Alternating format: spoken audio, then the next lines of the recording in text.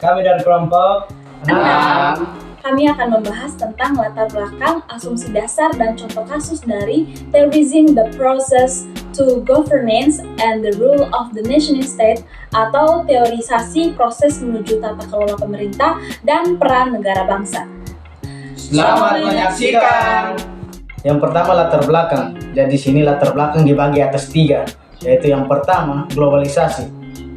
Perubahan dramatis dalam komunikasi, perdagangan, dan pergerakan manusia telah mengubah lanskap global dan negara-negara tidak lagi beroperasi dalam isolasi dan banyak masalah saat ini melibatkan keterlibatan internasional. Dan yang kedua, kompleksitas masalah. Isu-isu global seperti perubahan iklim, migrasi, terorisme, dan perdagangan internasional semakin kompleks. Solusi yang paling efektif memerlukan kerjasama lintas batas dan koordinasi antar negara.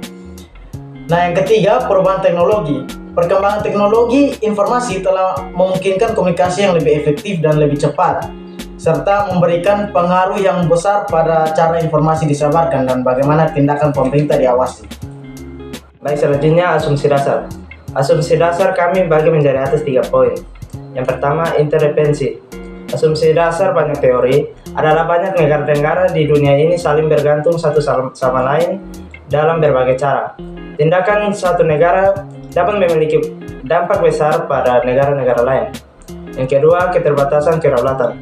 Kedaulatan nasional seringkali dianggap tidak lengkap dalam era globalisasi.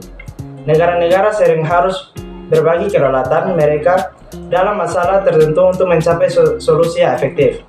Yang ketiga, peran aktor non-negara.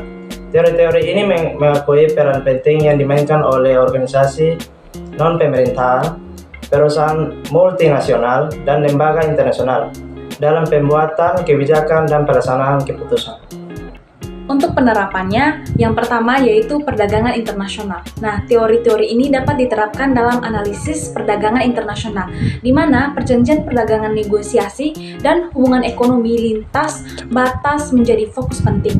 Nah, yang kedua yaitu krisis lingkungan.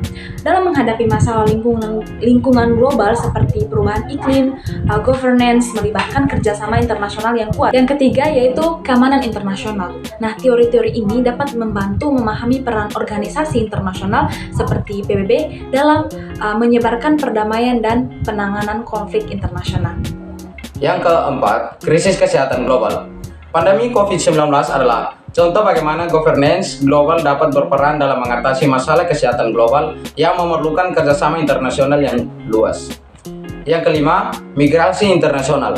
Isu migrasi melibatkan koordinasi antar negara untuk menangani aspek-aspek seperti hak asasi manusia dan keamanan perbatasan. Penerapan semua teori-teori ini tergantung pada konteks spesifik masalah dan situasi geopolitik. Agacu, tali putus tiba-tiba. Kau telepon, kasih tahu sedikit. Sama dengan agacu, mini-mini agacu. Ya.